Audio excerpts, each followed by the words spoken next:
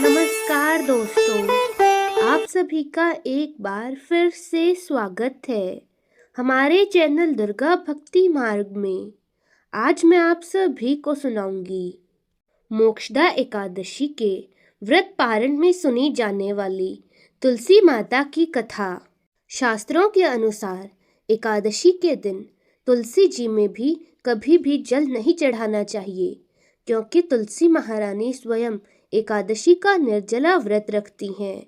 लेकिन द्वादशी के दिन व्रत के पारण के समय तुलसी माता को अवश्य जल चढ़ाना चाहिए और पूरे विधि विधान से उनका पूजा पाठ करके उनकी कथा को सुनकर ही अपना व्रत खोलें। कथाओं के अनुसार एक बुढ़िया माई हर रोज तुलसी जी को सींचती थी और कहती थी, हे तुलसी माता, सत की दाता, मैं तेरा बिड़ला सींचती हूँ, मुझे बहू दे, पीताम्बर की धोती दे, मीठा मीठा घास दे, चंदन का काठ दे, वैकुंठ में वास दे, चटक की चाल दे, पटक की मौत दे, रानी सा राज दे, दाल भात का भोजन दे, ग्यारस की मौत दे और श्री कृष्ण जी का कंधा दे। यह सुन सुनकर बुढ़िया माई सूखने लगी। तो एक दिन भगवान हरि ने माता से पूछा कि हे तुलसी, तुम क्यों सूख रही हो? तो तुलसी माता ने कहा कि एक बुढ़िया माई हर रोज आती है और कहती है, हे बुढ़िया माई, और कहती है कि हे तुलसी माता, सत की दाता, मैं तेरा बिड़ला सींचती हूँ, मुझे बहू दे, पीताम्बर की धोती दे, मीठा मीठा घास दे, वैकुंठ में वास दे, चटक की चाल दे, पटक की मौत दे, चंदन का काठ दे, रानी सा राज दे, दाल भात का भोजन दे, ग्यारस की मौत दे और श्री कृष्ण जी का कंधा दे। तो यह बात वो हर रोज कह जाती है। मैं उसकी सारी बात तो पूरी कर दूंगी, लेकिन कृष्ण जी का कंधा कहाँ से लाऊंगी? तो भगवान बोले कि तुम चिंता मत करो, जब वो मरेगी तो मैं अपने आप कंधा देने आ जाऊंगा। तो बुढ़िया माई से कह देना। जब ऐसे ही दिन बीतने लगे, एक दिन बुढ़िया माई की मौत हो गई। बुढ़िया माई जब मरी तो सारे गांव के लोग इकट्ठा हो गए और वे बुढ़िया माई को ले जाने लगे। तो जैसे ही वे लोग बुढ़िया माई को ले जाने के लिए उन्हें उठाने लगे, तो बुढ़िया माई इतनी भारी हो गई कि वे किसी से भी नहीं उठी। तो सभी लोग सोचने लगे कि ये बुढ़िया माई इतनी ज़्यादा धर्मात्मा लगती थी, लेकिन ये इतनी पापिन थी कि ये किसी से भी नहीं उठ रही है। तो फिर भगवान श्री कृष्ण एक 12 बरस के बालक का रूप धारण करके आते हैं और भीड़ में से एक आदमी से पूछते हैं कि क्या हुआ? तो वह कहता है कि यह बुढ़िया माई इतनी पापीन थी कि ये किसी से भी नहीं उठ रही है। तो वह बालक रूपी भगवान कृष्ण कहते हैं कि मैं बुढ़िया माई के कान में एक बात कहूँगा तो बुढ़िया माई सबसे उठ जाएगी।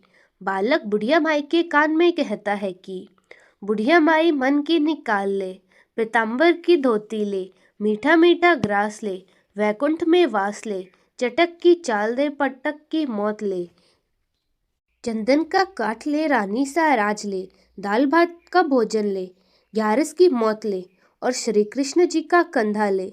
यह सुनते ही बुढ़िया माई हल्की हो गई। तो भगवान श्री कृष्ण ने उन्हें कंधा दिया और बुढ़िया माई को मुक्ति मिल गई। तो हे तुलसी माता, जैसे तूने बुढ़िया माई को मुक्ति दी, वैसी सबको देना। तो प्रेम से बोलिए, तुलसी माता की जय हो। एक दूसरी कथा के अनुसार शिव पुराण में वर्णित है कि पौराणिक समय में दैत्यों का एक राजा दंभ हुआ करता था। वह बहुत ही बड़ा विष्णु भक्त था। कई सालों तक उसके यहाँ कोई संतान न होने के कारण उसने शुक्लाचार्य को अपना गुरु बनाकर उनसे श्री कृष्ण मंत्र प्राप्त कर लिया। यह मंत्र प्राप्त करके उसने पुष्कर सरोवर में घोर तपस्या की। भगवान विष्णु उसकी तपस्या से प्रसन्न हुए और उसे संतान की प्राप्ति का वरदान दे दिया।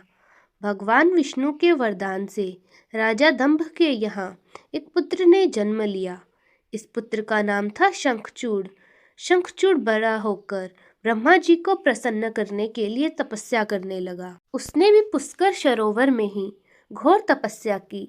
तपस्या से प्रसन्न होकर ब्रह्मा जी से उसने वरदान मांगा। तब उसने कहा कि वह हमेशा अजर अमर हो जाए और उसे कोई भी देवता या फिर और कोई भी ना मार पाए। ब्रह्मा जी ने उसे यह वरदान दे दिया और कहा कि वह बद्रीवन में जाकर धर्मध्वज की पुत्री तुलसी जो तपस्या कर रही है उससे विवाह कर ले। शंखचूड़ ने वैसा ही किया और तुलसी के साथ विवाह कर लिया। विवाह के बाद वे सुखपूर्वक रहने लगे। उसने अपने बल से सभी देवताओं, असुरों, दानवों, राक्षसों, गंधर्वों, नागों, किन्नरों, मनुष्यों तथा त्रिलोकी सभी के नाक में दम कर लिया और सब पर विजय प्राप्त कर ली। वह भगवान श्री कृष्ण का परम भक्त था। शंखचूड़ के अत्याचारों से सभी देवता परेशान होकर ब्रह्मा जी के पास चले गए और ब्रह्मा जी ने उन्हें भगवान विष्णु के पास जाने को कहा और सभी देवता साथ ही ब्रह्मा जी मिलकर भगवान विष्णु के पास चले गए। विष्णु जी ने कहा कि शंखचूड़ की मृत्यु भगवान शिव के त्रिशूल से ही हो सकती है, अतः आप उनके पास जाएं। भगवान ने उन्हें चित्ररथ नामक गण को अपना दूत बनाकर शंखचूड़ के पास भेजा। चित्ररथ ने शंखचूड़ को समझाया कि वह देवताओं को उनका राज्य लौटा दे, परंतु शंखचूड़ अपने अहंकार में चूर हो गया था, इसीलिए उन्होंने मना कर दिया और कहा कि वह महेश्वर से युद्ध करना चाहता है। जब यह बात भगवान शिव को पता लगी तो वे युद्ध करने के लिए निकल पड़े और अपनी सेना के साथ शंखचूड़ के पास पहुंचे। उसके बाद उनमें घमासान युद्ध हुआ, परंतु ब्रह्मा जी के वरदान के कारण शंखचूड़ को देवता हरा नहीं पाए। भगवान शिव ने शंखचूड़ का वध करने के लिए जैसे ही अपना त्रिशूल उठाया, तभी आकाशवाणी हुई कि जब तक शंखचूड़ के हाथ में श्रीहरि का कवच है और उनकी पत्नी का अस्तित्व अखंडित है, तब तक उनका वध असंभव है।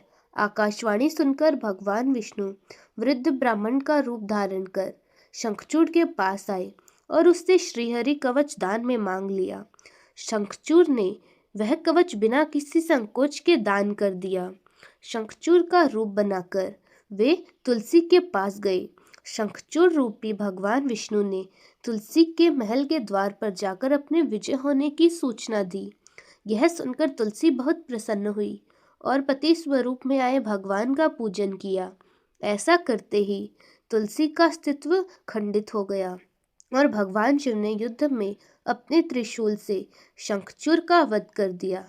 तब तुलसी को पता चला कि वे उनके पति नहीं हैं बल्कि भगवान विष्णु है, तो क्रोध में आकर उसने कहा कि आपने छल पूर्वक मेरा धर्म भ्रष्ट किया और मेरे पति को मार डाला, अतः मैं आपको श्राप देती हूँ कि आप पाषाण होकर धरती पर रहें।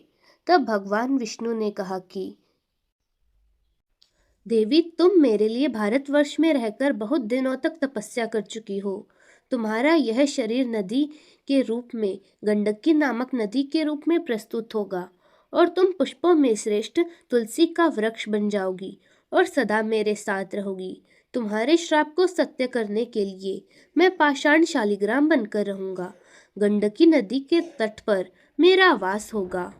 तो प्रेम से बोलिए, भगवान विष्णु की जय हो और माता तुलसी की जय हो। जो भी भक्त एकादशी का व्रत करने के बाद द्वादशी को तुलसी माता की कथा सुनता है, उसकी सारी मनोकामनाएं पूरी होती हैं और भगवान विष्णु सदैव उस पर अपनी कृपा दृष्टि बनाए रखते हैं। तो दोस्तों, कैसी लगी आपको हमारी आज की ये कथा? कमेंट्स में ज़रूर बताएं। धन्यवाद।